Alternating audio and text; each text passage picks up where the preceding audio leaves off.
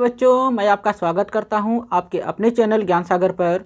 और आज हम लोग सीखेंगे मैथमेटिक्स के एक महत्वपूर्ण टॉपिक को, जिसका नाम है समीकरण को हल कैसे करना है, जिसका इंग्लिश होता है how to solve linear equation. तो बच्चों, हम लोग स्टेप बाय स्टेप और बेहतरीन तरीके से ये सीखेंगे, इसलिए मेरी आपसे रिक्वेस्ट है, यानी विनम्र निवेदन है कि आप इस वीडियो के लास्ट तक बने रहे। आपको बहुत सारे नियम पता चलेंगे और ये जो टॉपिक है, जो ये चैप्टर होता है, जो आपको बहुत हार्ड लगता है, आपको बहुत आसान लगने लगेगा। तो चलिए, मैं आपको सबसे पहले ये बता देता हूँ कि मैं आपको इस वीडियो के लेक्चर में किस किस टॉपिक के बारे में बताऊँगा, यानी हम लोग इस वीडियो में किस किस टॉपिक को हल करेंगे। तो सबसे पहला चीज़ है, हम लोग सीखेंगे LHS और RHS क्या होते हैं। फिर हम लोग देखेंगे साइड चेंजिंग रूल, जिसमें साइड चेंजिंग करने पर कौन सा रूल किस में बदल जाता है, यानी कौन सा साइन किस में बदलता है। और उसके बाद हम लोग सीखेंगे कुछ उदाहरण को हल करना। तो मैंने आपके लिए यहाँ पर कुछ उदाहरण लिख कर रखे हुए हैं, जो टोटल 23 हैं। तो चलिए, मेरा आपसे सबसे पहला सवाल है, क्या आप इन 23 क्वेश्चंस में से देखकर बताइए कि आपसे कितने सारे क्वेश्चन बनते हैं। अगर आपसे बनते हैं तो भी अच्छी बात है, नहीं बनते हैं तो भी अच्छी बात है, क्योंकि अगर आपसे कुछ सवाल बन भी जाते हैं तो भी मैं उसके और अलग रूल बताऊंगा जो आपके लिए यूजफुल होंगे। और अगर आपको नहीं आते हैं तो आपको इस वीडियो के लास्ट तक 100% आने लगेंगे और आप खुद इन सभी प्रश्नों को हल करना सीख जाइएगा।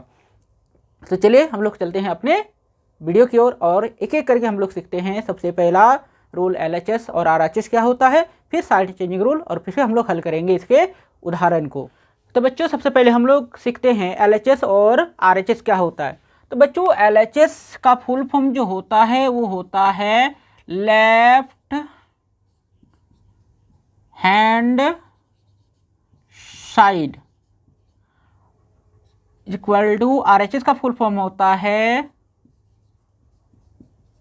Right hand side.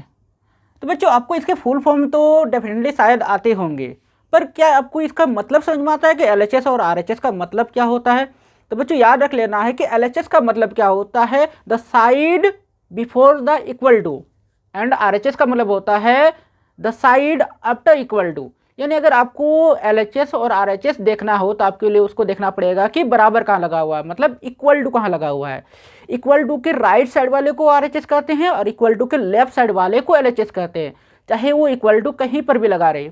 For example, अगर हम इक्वल टू यहाँ लगा देते हैं तो इक्वल टू के दाहिने साइड वाले को हम लोग RHS कहेंगे और उसके बाएं साइड वाले को हम लोग LHS कहेंगे। अगर यही इक्वल टू अगर हमारा यहाँ लग जाए, तो जब यही इक्वल टू अगर हम यहाँ ट्रांसफर कर देते हैं तो हमारा इसके राइट साइड ये RHS होगा और इसके एक साइड हमारा LHS होगा।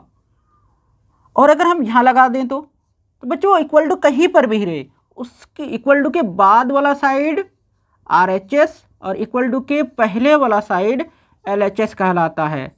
मुझे उम्मीद है कि बच्चों आपको LHS और RHS समझ में आ गए होंगे कि LHS और RHS कहाँ किस साइड को कब कैसे देखेंगे।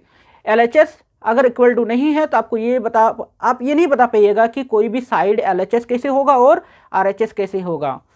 आपको LHS और RHS पहचानने के लिए आपको हमेशा इक्वल टू देखना है। इक्वल टू के पहले जो होगा वो LHS कहलाएगा, इक्वल टू के जो बाद होगा वो RHS कहलाएगा। तो बच्चों, मैंने आपके लिए यहाँ पर लिख दिया है कि LHS से RHS में ट्रांसफर होने पर क्या होगा और RHS से फिर वापस LHS में ट्रांसफर होने पर क्या होगा। ये टोटल 8 ही ऐसी चीज़ हैं जो साइड चेंजिंग करते हैं। वो क्या क्या हैं देख लेते हैं। अगर LHS में प्लस हो, अगर उसे RHS में भेज दें तो प्लस का माइनस हो जाएगा, और फिर अगर माइनस को वापस इस साइड ले आए तो प्लस हो जाएगा। इसी तरह से अगर माइनस को इस साइड ट्रांसफर करेंगे तो प्लस होगा, प्लस को वापस करेंगे तो माइनस होगा। गुना भाग में बदलेगा और भाग गुना में बदलेगा। इसी तरह से अगर स्क्वायर हो, स्क्वायर को जब ट्रांसफ़र करेंगे दूसरे साइड में तो वो जाकर स्क्वायर रूट हो जाएगा। अगर स्क्वायर रूट हो तो उसे वापस साइड चेंजिंग करेंगे तो वो स्क्वायर बन जाएगा। इसी तरह से अगर क्यूब हो तो क्यूब को ट्रांसफ़र करेंगे तो क्यूब रूट बन जाएगा, और अगर क्यूब रूट हो तो ट्रांसफ़र करेंगे तो वह क्यूब बन जाएगा। तो बहुत सारे ऐसे सवाल होते हैं, मतलब क्वेश्चंस होते हैं जिसमें सिंगल सिंगल होते हैं। किसी में प्लस होता है, किसी में सिर्फ माइनस होता है, किसी में सिर्फ इंटू होता है, किसी में सिर्फ डिवाइड होता है, किसी में सिर्फ स्क्वायर, किसी में स्क्वायर रूट, किसी में क्यूब, किसी में क्यूब रूट होता है। पर बहुत सारे ऐसे सवाल भी होते हैं जिसमें बहुत सारे चीज़ एक साथ मिलकर हो। तो बच्चों, हम लोग आ गए हैं अब अपने कुछ सवालों की ओर। तो मैंने आपके लिए यहाँ पर 4 सवाल लेकर रखे हैं। जैसे सबसे पहला सवाल है p + 4 = 15, दूसरा सवाल है m - 7 = 3, और तीसरा सवाल है 2m = 7, और चौथा सवाल है m/5 = 3। तो बच्चों यहाँ पर ये जो चारों सवाल है इसमें 4 बेसिक रूल हैं, जिसमें एक में प्लस है, एक में माइनस है, एक में इनटू है और एक में डिवाइड है। तो मैं आपको यहाँ पर कुछ ऐसे रूल भी बताऊँगा जिससे आपको ये सोल्व करना और आसान हो जाएगा। तो बच्चों देख लेना है, जब भी आपको प्लस या माइनस या इनटू या डिवाइड अगर इनको चेंज करना हो तो आपको ये देखना है कि ये जो साइन या ये जो वर्क हैं ये हमेशा एक वेरिएबल और एक नंबर के बीच में होना चाहिए। अगर प्लस है तो इन दोनों के बीच होना चाहिए, माइनस है तो इन दोनों के बीच होना चाहिए, इनटू है तो भी इन दोनों के बीच में होना चाहिए, और डिवाइड है तो भी इन दोनों के बीच में ही होना चाहिए। अगर ये बीच में है तो ही साइड चेंज करने पर इसका अपोजिट यानी उल्टा होगा, अदरवाइज नहीं होगा। चलिए मैं इसको एग्जाम्पल के थ्रू समझाता हूँ। जैसे हमारा सबसे पहला सवाल है p + 4 = 15। तो बच्चों ये देखिए जो ये प्लस का साइन है ये कहाँ पर लगा हुआ है, ये लगा हुआ है p और 4 के बीच में। इसी तरह से चाहे वो माइनस हो तो भी p और 4 के बीच में होता, अगर इनटू होता तो भी p और 4 के बीच में ही होता, और डिवाइड होता तो भी p और 4 के बीच में ही होता। अगर ये बीच में है तो ही इसका उल्टा करेंगे, अगर नहीं है तो फिर उसके लिए अलग रूल अप्लाई होगा। चलिए हम लोग एक एक करके सीखेंगे आने वाले क्वेश्चन में। सबसे पहले यहाँ पर ध्यान देते हैं, हमारा ये सवाल है इसको हल कैसे करना है। तो बच्चों सबसे पहले ये जो p है p को यहाँ लिख दीजिए, और इस चीज़ को आपको लिखने की ज़रूरत नहीं है क्योंकि आपको इसको बदलना है। तो इसके बाद बाकी क्या बचा, बराबर, तो यहाँ बराबर लगा दिए। उसके बाद 15 है तो इसको 15 लगा दिए। अब ये जो चीज़ है +4 ये अगर इस साइड चेंज हो जाता तो देखिए अभी LHS में है, वो RHS में आता तो प्लस का उल्टा क्या हो जाएगा, माइनस। यहाँ लगाएंगे माइनस, और ये जो 4 है इस 4 को यहाँ लिख देंगे, और उसके बाद आगे क्या लिखना है, लिखना है p बराबर, बस इसको हल कर दीजिए। यानी 15 में से अगर 4 घटा देंगे तो 11 बचेगा, तो ये 11 लिख दीजिए। ये हो गया इस सवाल का आंसर। अब दूसरा जो क्वेश्चन है ये हमारा है m - 7 = 3। तो यहाँ लिखिए m। अब बच्चों ध्यान से देखिए ये जो माइनस है कहाँ पर लगा हुआ है, m और नंबर के बीच में लगा हुआ है, तो ये माइनस बदल कर प्लस हो जाएगा। तो ये जब बदलेंगे तो इस साइड पहले बदलेंगे तब प्लस लिखना है। तो m अब लिखेंगे बराबर, फिर यहाँ 3 है तो यहाँ 3 लिखेंगे, फिर ये माइनस जो 7 में था वो इस साइड आके हो जाएगा प्लस का 7। तो ये हो जाएगा m बराबर, दोनों प्लस में ऐड कर देंगे यानी जोड़ देंगे, तो हो जाएगा m बराबर 10। हो गया इसका आंसर। अब बच्चों यहाँ पर ध्यान से देखिए, अगर आपको जैसे पिछले क्लास में बताया गया होगा या अगर आप कहीं पढ़ रहे होंगे तो बता दिया गया होगा, किसी नंबर पे अगर साइन ना दिखे तो वहाँ पर साइन होता है प्लस का। अब यहाँ पर अक्सर स्टूडेंट ये गलती करते हैं, ये नहीं समझ पाते यहाँ प्लस का माइनस करे या ना करे। तो बच्चों यहाँ पर प्लस का माइनस नहीं होगा, क्योंकि मैंने अभी आपको क्या बताया, प्लस हमेशा नंबर और वेरिएबल के बीच में होना चाहिए, यानी चर के बीच में होना चाहिए। तो आप देखिए कि इस 2 और इस m के बीच में कुछ है नहीं, कुछ तो दिखाई नहीं दे रहा है। अगर कुछ भी ना दिखाई दे तो वहाँ पर ध्यान रखना है कि वहाँ इनटू होता है, तो इनटू बदला जाता है डिवाइड में। तो बच्चों यहाँ पर मैं आपको कुछ रूल बता देता हूँ। जब इनटू रहेगा ना तो इनटू बदलेगा डिवाइड में, और डिवाइड आपको लिखना कैसे है, तो बच्चों डिवाइड को हमेशा बाय के फॉर्म में लिखना है, और हिंदी वाले ध्यान से समझिए बट्टे के फॉर्म में लिखना। बट्टे का मतलब क्या होता है, आपको जो ऊपर वाला नंबर है उसे वैसे ही लिखना है, और नीचे में इसके नीचे एक वैसे चिन्ह लगाना है, और वो जो नंबर ट्रांसफ़र होगा उसके नीचे आके लिख देना है। जैसे यहाँ पर ध्यान से देखिए, आपको सिर्फ ये वाला भी लिखना है m। अब लिखिए बराबर, अब ये जो 7 है इस 7 को लिखिए, अब यहाँ पर लिखिए बटा, और जो नंबर यहाँ है उसको यहाँ लिख दीजिए। और ये जो अगर कटेगा तो कटा देना, नहीं कटेगा तो ये आंसर हो गया। तो इसके लिए ये आंसर होगा क्योंकि यहाँ पर ये कटने वाला नहीं है। तो बच्चों एक चीज़ ध्यान रखना है हमेशा कि जो राइट साइड वाला होगा वो ऊपर आएगा, जो लेफ्ट साइड वाला ट्रांसफ़र होकर आ रहा है वो हमेशा नीचे लिखना है, कभी उल्टा मत कीजिएगा। अगला सवाल है हमारा m/5 = 3। तो बच्चों यहाँ पर ध्यान से देखिए, क्या यहाँ पर इसमें भी प्लस है, इसमें भी प्लस है, तो क्या प्लस का माइनस करेंगे, नहीं, यहाँ पर प्लस का माइनस नहीं होगा। हमेशा ये देखना है कि नंबर और वेरिएबल के बीच में क्या है। अगर नंबर और वेरिएबल के बीच में प्लस है तो माइनस करेंगे, नंबर और वेरिएबल के बीच में माइनस है तो प्लस करेंगे, इनटू है तो डिवाइड करेंगे और डिवाइड है तो इनटू करेंगे। तो बच्चों ध्यान से देखिए, बाय या बटे इसका मतलब क्या होता है डिवाइड। अगर ये देखिए m और 5 के बीच में क्या है, बाय है, बाय का मतलब होता है डिवाइड, और डिवाइड है तो मतलब चेंज होगा मल्टीप्लाई में, तो यहाँ पर मल्टीप्लाई में चेंज होगा।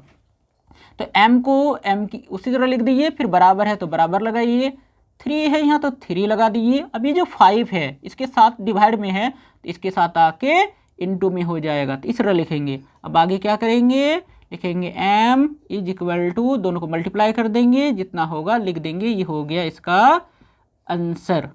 तो बच्चों यहाँ पर मैं आपको और एक चीज़ बता दूंगा, जब डिवाइड से इनटू और इनटू से डिवाइड चेंज किया जाता है तब प्लस का माइनस या माइनस का प्लस चेंज नहीं होता। अगर नंबर प्लस है तो प्लस ही रहेगा, नंबर माइनस है तो माइनस ही रहेगा। चलिए मैं ये आपको एग्जाम्पल के थ्रू समझाता हूँ। चलिए मैं इसी सवाल को किसी और एक तरीके से लिख देता हूँ, जैसे मैं इसको लिख देता हूँ -2m इज इक्वल टू 7। अब बताइए बच्चों, क्या ये जो -2 है इस साइड आके प्लस होगा? नहीं होगा, क्योंकि ये जो माइनस है इन दोनों के बीच में नहीं है। माइनस प्लस में तभी चेंज होगा जब वो बीच में हो, अगर बीच में ना हो तो एज इट इज रह जाएगा। तो ये हो जाएगा m इज इक्वल टू 7 को 7 लिखिए। अब इन दोनों के बीच में कुछ नहीं है, मतलब इनटू है, और इनटू चेंज होता है डिवाइड में, और डिवाइड को कैसे लिखना है, बाय के फॉर्म में, मतलब बटे के फॉर्म में। तो यहाँ लिख देंगे बटा, और ये जो नंबर है जैसा है वैसा ही यहाँ लगाएंगे, उसमें कोई चेंजिंग नहीं होगा। तो होता है इसका आंसर इस तरह से। इसको और ले लेते हैं हम, जैसे अगर हम ले लेते हैं m upon -5 is equal to 3। तो बच्चों क्या देखिए, ये जो -5 है क्या इधर आके +5 होगा? नहीं, यहाँ पर भी -5 +5 में नहीं बदलेगा, क्योंकि m और 5 के बीच में क्या है, अपॉन यानी बटा लगा हुआ है। बटा का मतलब होता है डिवाइड यानी भाग, तो भाग बदलता है गुना में, मतलब इनटू प्लाई में। तो यहाँ पर हो जाएगा m is equal to 3 as it is रहेगा, ये डिवाइड है, डिवाइड होता है इनटू में तो इनटू लगा देती, और ये नंबर जैसा है बस वैसा ही लिखना है, उसमें कोई चेंजिंग नहीं करना। तो यहाँ से हो जाएगा m इज इक्वल टू -15। तो बच्चों इस तरह से होता है इसका रोल। बच्चों उम्मीद है कि आपको ये चीज़ समझ में आ गई होगी। चलिए हम लोग बढ़ते हैं अपने अगले सवाल की ओर। तो बच्चों हम लोग आ गए हैं अब अपने अगले क्वेश्चन की ओर, जिसमें हमारा पहला सवाल है 3p + 4 is equal to 25, 4n - 2 is equal to 18 और 3m upon 5 is equal to 6। तो बच्चों यहाँ पर हमारा दो रूल है। यहाँ पर देखिए प्लस लगा हुआ है, फिर यहाँ पर 3 भी है, यहाँ पर माइनस है पर यहाँ 4 भी है, और यहाँ पर बाई 5 तो है पर इसमें 3 लगा हुआ है। तो इसको कैसे हल करना है? तो बच्चों यहाँ पर एक एक चीज़ एक चेंज करेंगे। सबसे पहला जो हमारा क्वेश्चन है वो है 3p। तो बच्चों यहाँ पर देखिए क्या लिखा हुआ है, 3p + 4 इज इक्वल टू 25। तो बच्चों सबसे पहले हमें ये चेंज करना होगा, तो ये जैसा है उसको ऐसे रखेंगे। यहाँ पर रहेगा 3p का 3p ही रह जाएगा। अब बराबर लगाएंगे, अब पहले इसको लिखेंगे 25 यानी 25। अब ये देखिए प्लस का ये 4 है, तो इसको जब इधर लाएंगे तो ये माइनस का 4 हो जाएगा, तो ये तो लिखेंगे -4।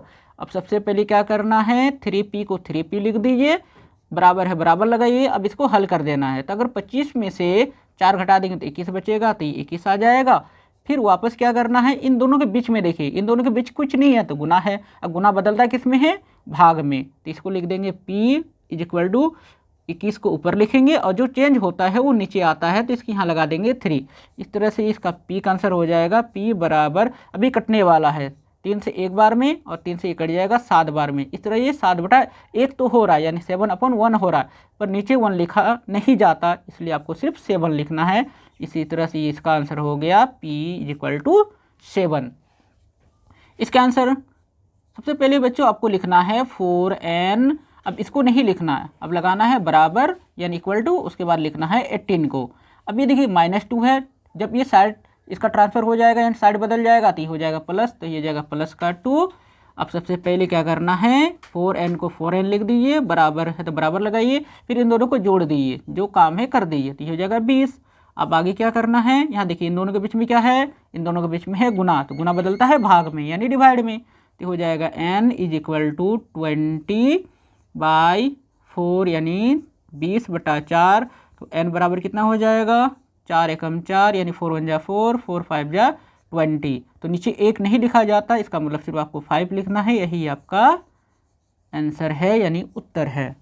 अब बच्चों यहाँ पर ध्यान से देखिए इसका क्या करना है। तो बच्चों यहाँ पर देखिए सबसे पहले इसको बदलना है, तो इसको बदलेंगे तो क्या होगा, ये है अपॉन में, डिवाइड में बदलेगा, तो डिवाइड जब बदलेगा तो हो जाएगा इनटू, तो ये बदल जाएगा 3m is equal to 6 into 5।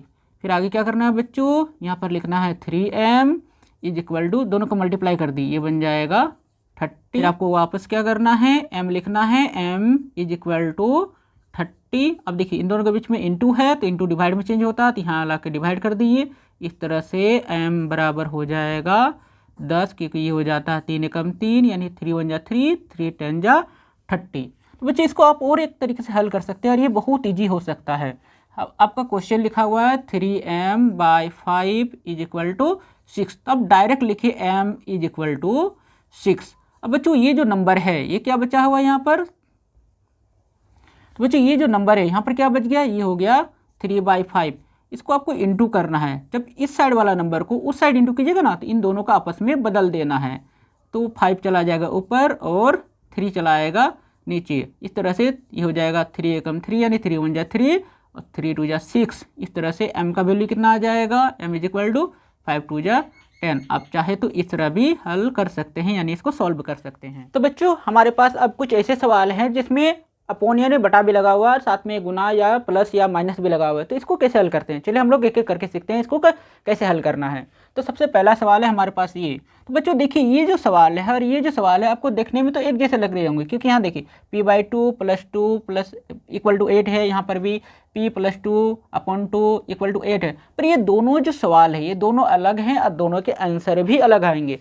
तो मैं आपको ये पहले बता देता हूँ कि इन दोनों में बेसिक अंतर क्या है। तो बच्चों ध्यान से देखिए ये जो अपॉन का साइन है यानी बटा का साइन है ये सिर्फ p पर लगा हुआ है, और ये जो अपॉन का साइन है इसमें p के साथ साथ 2 पर भी लगा हुआ है। तो बच्चों अगर अपॉन का साइन अगर सिर्फ p पर लगा हुआ तो ये अलग टर्म हो गया यानी अलग पद हो जाएगा, ये अलग पद हो जाएगा, ठीक है।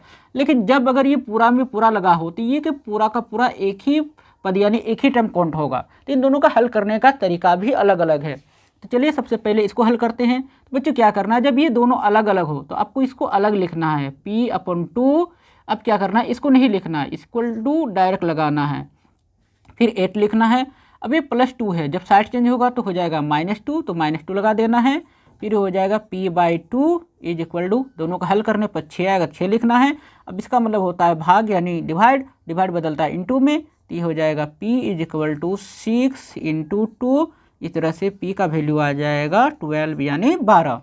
पर यहाँ पर किसको चेंज करेंगे बच्चों, यहाँ पर जब अगर ये पूरा में लगा हो तो पहले आपको इसको नहीं, पहले आपको इसको चेंज करने की जरूरत पड़ेगी। तो यहाँ पर लिखिए आप p+2 इज इक्वल टू 8। अब इसका मतलब होता है डिवाइड, तो डिवाइड होगा इंटू में चेंज, तो इंटू 2।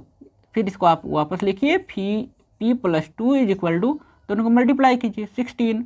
अब ये हो जाएगा p इज इक्वल टू 16। अब देखिए इन दोनों के बीच में प्लस है तो उधर साइड चेंज होकर हो जाएगा माइनस, तो -2 इज इक्वल टू, अब दोनों को हल करेंगे तो हो जाएगा 14 यानी 14।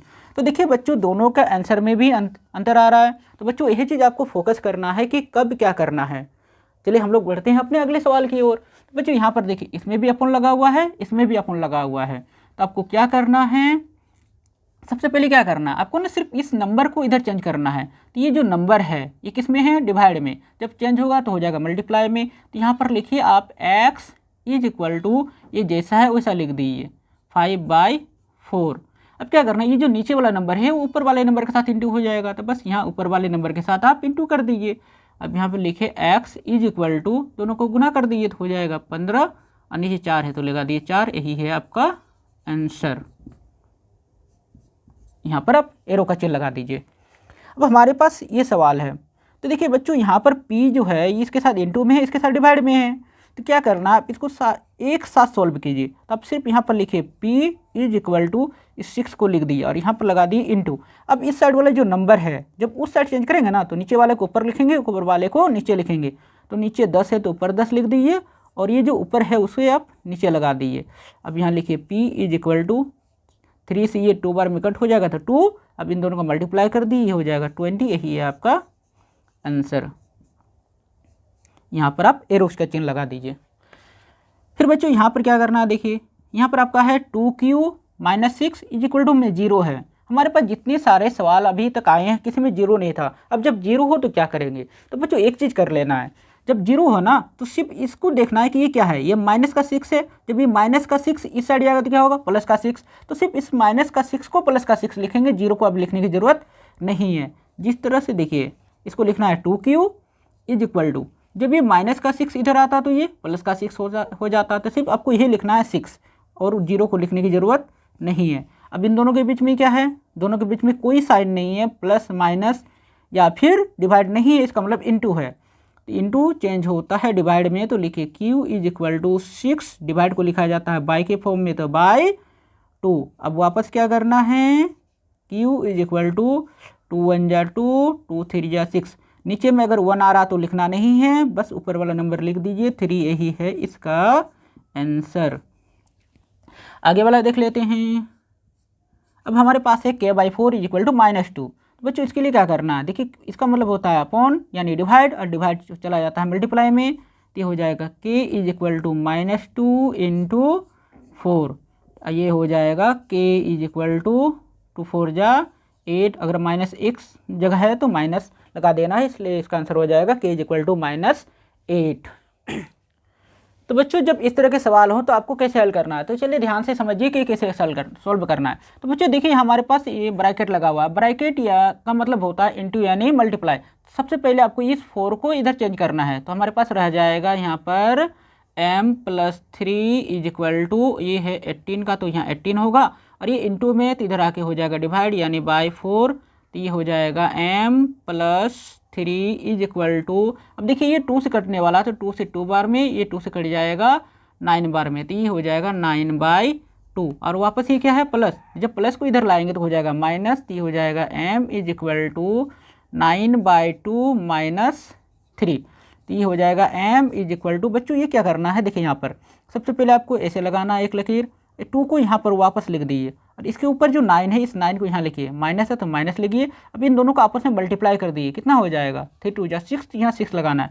अब बच्चों याद रख लेना ये रूल तभी अप्लाई करना है जब यहाँ प्लस या माइनस हो, इंटू या डिवाइड हो तो नहीं करना। फिर ये हो जाएगा m इज इक्वल टू, दोनों को माइनस करने पर कितना बचेगा 3, तो यहाँ 3 वापस लिखना है, और नीचे में 2 है 2 लगा देना है, यही है इसका आंसर। अब इस तरह के सवाल से देखिए यहाँ पर भी x वाला पद है, यहाँ पर भी x वाला पद है। तो बच्चों क्या करना है, सबसे पहले जो एक तरह के पद है उसे एक जगह कर देना है, यानी जो सिमिलर टर्म्स होते हैं उसे एक साइड कर देना है। जैसे x वाला जो टर्म है उसे x के साथ कर देना है, जो विदाउट x वाला टर्म है उसे विदाउट x वाले के साथ कर देना है।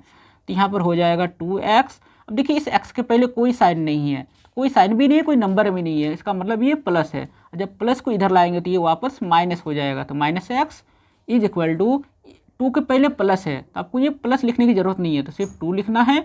अब ये देखिए माइनस का 3 है, जब माइनस के 3 को इस साइड लाएंगे तो ये प्लस का 3 बन जाएगा, तो यहाँ लिख देंगे प्लस का 3। अब यहाँ से देखिए बच्चों जैसे इस x के पहले से 2 है, इस x के पहले कोई नंबर नहीं है, अगर नहीं नंबर है ना तो वहाँ पर 1 होता है यानी 1x है। अब इस 2x में से अगर 1x को हटा दिया जाए घटा दिया जाए तो कितना बचेगा 1x, तो ये हो जाएगा 1x। और x के पहले 1 नहीं लिखा जाता इसलिए आप इसको लिखने की ज़रूरत नहीं है, तो वो x इज इक्वल टू कितना हो जाएगा, दोनों में प्लस कर देना है, बस प्लस है तो ये हो जाएगा x इज इक्वल टू 5, यही है इसका आंसर। इसमें क्या करना है, देखिए करना है 4n। अब देखिए ये +2n है, इसको इस साइड लाएंगे तो हो जाएगा -2n इज इक्वल टू 6 को 6 छोड़ेंगे। अब देखिए इसको चेंज करना है, बच्चों ध्यान देना है कि इस साइड से n वाले को इधर ला रहे हैं और इसमें से विदाउट n वाले को इधर ला रहे हैं, इसको और इसको वापस जैसा है वैसा ही छोड़ रहे हैं उसमें, इसलिए उसमें कोई चेंजिंग नहीं होगा। अब ये +3 है, जब ये वापस इस साइड आएगा तो हो जाएगा -3, तो यहाँ -3 लगा देंगे।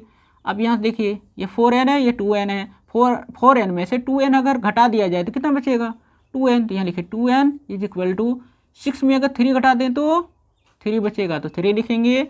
अब इन दोनों के बीच में क्या है, दोनों के बीच में देखना है, बीच में कोई चीज़ नहीं है, ना प्लस है ना माइनस है ना डिवाइड है, इसका मतलब इनटू है, और इनटू बदलता है डिवाइड में, तो हो जाएगा n इज इक्वल टू 3/2, यही है इसका आंसर। तो बच्चों हमारा अगला सवाल है 5x + 7/2 is equal to 3x/2 - 4, और उसके अगला सवाल है 8x + 4 is equal to 3 × x - 1 plus 7। तो इस तरह के सवाल को कैसे हल करना है, तो भाई जो एक्स वाला पद है यानी एक्स वाला जो टर्म है उसे एक्स वाले के साथ ले आना है, और विदाउट एक्स वाले को यानी जिसमें एक्स नहीं है उसको बिना एक्स वाले के साथ ले आना है। पहले करना तो क्या करेंगे हम लोग, पहले इसको लिखेंगे 5x। अब देखिए इसके पहले क्या है, इसके पहले कोई साइन नहीं, इसका मतलब ये प्लस में था, प्लस अगर इस साइड आएगा तो हो जाएगा माइनस, तो हो जाएगा -3x/2। अब यहाँ पर लगाना इक्वल टू, और इसको एज इट इज लिखना। देखिए इसके पहले माइनस है तो ये -4 ही होगा। अब यहाँ देखिए ये प्लस है, जब इसको इस साइड लाएंगे तो हो जाएगा माइनस, ये हो जाएगा -7/2। अब देखिए हमारे पास यहाँ 2 है, यहाँ पर भी 2 है, तो यहाँ पर पहले देखेंगे कितने पद हैं, 1 2 3 4। तो इन चारों पद को जो नीचे में आ रहा है यानी जो हर है डिनोमिनेटर है उसका एलसीएम निकाल लेते हैं। तो 2 और 2 का एलसीएम 2 ही होगा, तो हम यहाँ लिखेंगे 2 यानी 2 से गुना करने पर, इसका मतलब ऑन मल्टीप्लाइंग बाय 2। जब हम लोग लिखते हैं ना कि 2 से गुना करने पर या ऑन मल्टीप्लाइंग बाय 2, तो यह बच्चों याद रख लेना है कि वो दोनों साइड होने चाहिए, LHS में भी और RHS में भी, सिर्फ एक साइड नहीं करना। तो यहाँ पर हम मल्टीप्लाई कर देते हैं 2 से, तो ये हो जाएगा 2 × 5x minus 2 × 3x/2 is equal to 2 × -4, फिर माइनस लगाना 2 × 7/2। बच्चों देखिए इन दोनों को जब मल्टीप्लाई करेंगे तो ये बन जाएगा 10x। अब यहाँ पर 2 से 2 कैंसिल आउट होगा, तो ये माइनस है तो माइनस, और ये 3x हो तो 3x, फिर इक्वल टू यहाँ से दोनों को मल्टीप्लाई करेंगे तो बन जाएगा -8। अब ये 2 से 2 कैंसिल आउट हो जाएगा, तो ये हो जाएगा -7। अब बच्चों यहाँ देखिए 10x में से अगर 3x घटा देते बचेगा 7x यानी 7x इज इक्वल टू, दोनों में माइनस है तो साइन माइनस का, लेकिन नंबर होगा प्लस, तो ये हो जाएगा -15। यहाँ से जब हम x निकालेंगे तो x इज इक्वल टू हो जाएगा -15, और इन दोनों के बीच में इंटू है तो उधर जाके हो जाएगा डिवाइड, तो डिवाइड 7। यही हमारा आंसर है, क्योंकि 7 से 15 डिवाइड होने वाला नहीं है। तो बच्चों इस तरह का सवाल को कैसे हल करना देखते हैं। तो सबसे पहले क्या करना आपको, देखिए यहाँ पर जो है उसको लिखना है 8x + 4 है तो 4 ही इज इक्वल टू, पहले आपको ये ब्रैकेट हटाना है। तो इस ब्रैकेट हटाने के लिए क्या करना है, ये जो नंबर है ये इसके साथ भी इंटू होगा और यही नंबर इसके साथ भी इंटू होगा, क्योंकि ब्रैकेट लगा हुआ है। तो बच्चों यहाँ पर एक नियम याद रख लीजिए कि जब ब्रैकेट हो ना, अब ब्रैकेट के बाहर कोई नंबर हो और ब्रैकेट के अंदर जितने सारे पद हों उसको सबके साथ गुना करना है बारी बारी से। तो जब हम इसको इसके साथ गुना करेंगे तो ये बन जाएगा 3x, और जब इसको इसके साथ गुना करेंगे तो बन जाएगा -3, और ये +7 है तो +7 लगा दीजिए। अब क्या करना है, इसको एज इट इज लिखिए, यानी जैसा है वैसा ही 8x + 4 is equal to 3x को 3x। अब देखिए दोनों में x नहीं लगा हुआ, तो दोनों में x नहीं है तो देखना है कि दोनों में देखिए डिफरेंट साइन है, डिफरेंट साइन है तो साइन प्लस का लगाना है क्योंकि वो बड़ा है, और नंबर को घटा देना है तो ये बचेगा +4। अब क्या करना है बच्चों, 8x है, अब इस x वाले को इधर लाएंगे तो ये हो जाएगा -3x इज इक्वल टू, ये देखिए 4 है प्लस में और ये भी +4 है, तो देखिए इस +4 से ये +4 कट जाएगा तो बचेगा यहाँ पर 0। तो बच्चों यहाँ पर मैथ का एक नियम याद रखिए, अगर बराबर हो, अब बराबर के दोनों साइड अगर नंबर का वैल्यू इक्वल हो तो वो कट जाता है। ये चीज़ याद रख लेना है, जब एक LHS में हो और जब एक RHS में हो तब कट होता है, एक ही साइड नहीं। तो यहाँ देखिए हमारा इक्वल टू है, एक LHS में है एक RHS में है, यही रूल यहाँ पर भी है। देखिए इक्वल टू है, एक LHS में +4 है और एक RHS में +4 है, तो LHS और RHS में अगर इक्वल हो तो वो कट जाता है, अगर वैल्यू सेम हो तो, वैल्यू सेम नहीं है तो फिर नहीं कटता। तो आगे क्या करेंगे बच्चों, देखिए इन दोनों को तो 8x में से अगर 3x घटा देंगे तो कितना बचेगा 5x, तो हो जाएगा 5x इज इक्वल टू 0। अब वापस क्या करना है बच्चों, देखिए x को रखेंगे तो ये x हो जाएगा इज इक्वल टू 0, और ये मल्टीप्लाई में आके हो जाएगा डिवाइड का 5। तो यहाँ से तो x का वैल्यू क्या आ जाएगा, x का वैल्यू आ जाएगा 0, क्योंकि जब 0 को किसी भी नंबर से डिवाइड करते हैं तो वो 0 होता है। यही हमारा इस क्वेश्चन का आंसर है। तो बच्चों आगे हम लोग अपने अगले क्वेश्चन यानी अपने अगले सवाल की ओर हम लोग देखते हैं कि इस तरह के सवाल को कैसे हल करना है। तो बच्चों सबसे पहले क्या करना है, जो नीचे में हर दिखाई दे रहा है यानी डिनोमिनेटर, उसका एलसीएम निकाल लीजिए। फिलहाल हमारे पास यहाँ पर 3 है और यहाँ पर 6 है, तो 3 और 6 का एलसीएम होता है खुद 6, तो हम क्या करेंगे 6 से मल्टीप्लाई कर देंगे, तो लिखेंगे ऑन मल्टीप्लाइंग बाय 6, जिसका हिंदी होता है 6 से गुना करने पर। अब इसी को लिख कर क्या करना है, जितने सारे पद हों पद वाइज गुना करना है। तो बच्चों पद कैसे जानेंगे, तो देखिए ये जो जहाँ तक होता है वहाँ तक एक पद होता है, तो ये एक पद है, तो ये हो जाएगा 6x + 1 बाई 3। अब इसको देखिए यहाँ पर 2 नंबर है, तो यहाँ पर आपको ब्रैकेट लगाना है, फिर इनटू लिखिए कितना से गुना करना है 6 से, तो यहाँ लिखिए 6, फिर प्लस है तो प्लस, 1 है तो 1, फिर इंटू 6, क्योंकि जितने सारे टर्म पद होंगे उसको सबको गुना करना है।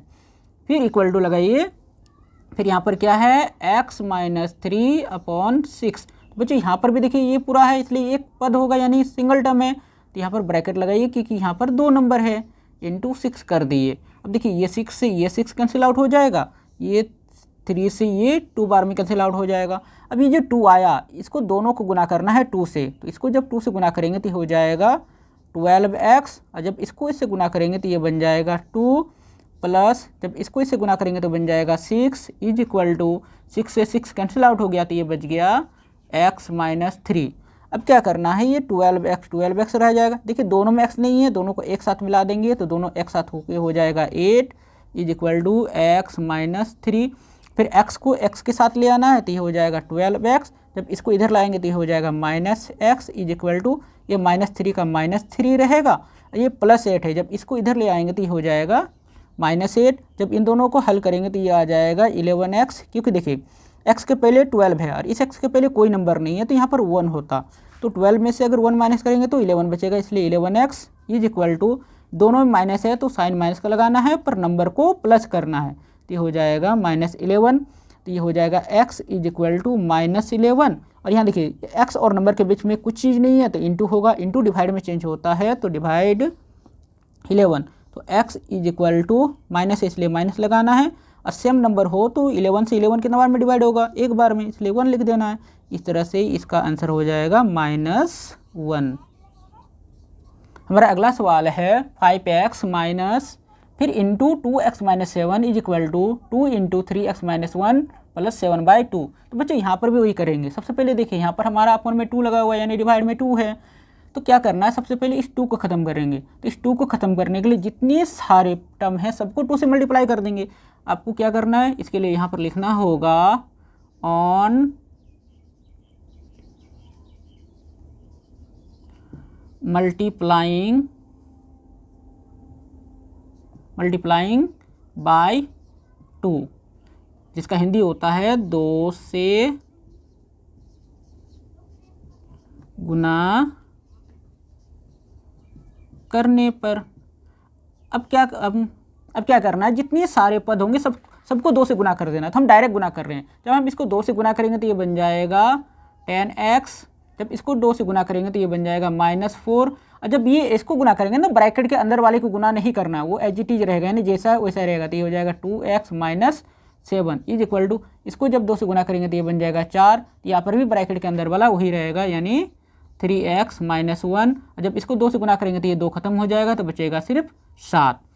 अब ये 10x है तो 10x लिखिए, अब इसको इसके साथ भी गुना कीजिए और इसी को इसके साथ भी गुना कीजिए, तो यहाँ पर साइन के साथ, यहाँ माइनस है और यहाँ पर कुछ नहीं है तो प्लस, तो माइनस इंटू प्लस तो ये माइनस हो जाता, 4 2 जा 8, ये हो जाएगा 8x, फिर माइनस इंटू माइनस ये प्लस में चेंज हो जाएगा, फिर इसको इसके साथ 4 7 जा पढ़ेंगे तो हो जाएगा 28 इज इक्वल टू, इसको इसके साथ पढ़ेंगे तो हो जाएगा 12x, जब इसको इसके साथ पढ़ेंगे तो हो जाएगा -4 और +7 का +7 हो जाएगा।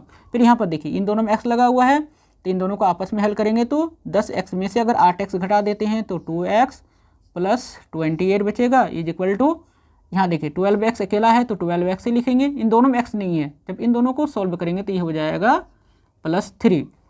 अब x वाले को x के साथ ले आते हैं, विदाउट x वाले को विदाउट x के साथ ले जाते हैं, तो ये 2x है तो 2x, ये 12x प्लस में है इधर आके हो जाएगा -12x इज इक्वल टू 3, तो 3 रहेगा, ये +28 है तो माइनस आके 28 माइनस में हो जाएगा।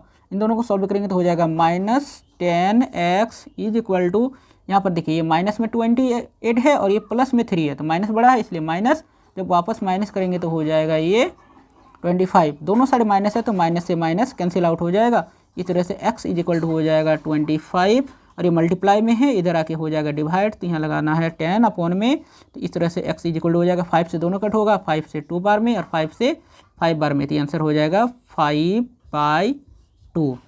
यही हमारा इसका आंसर है।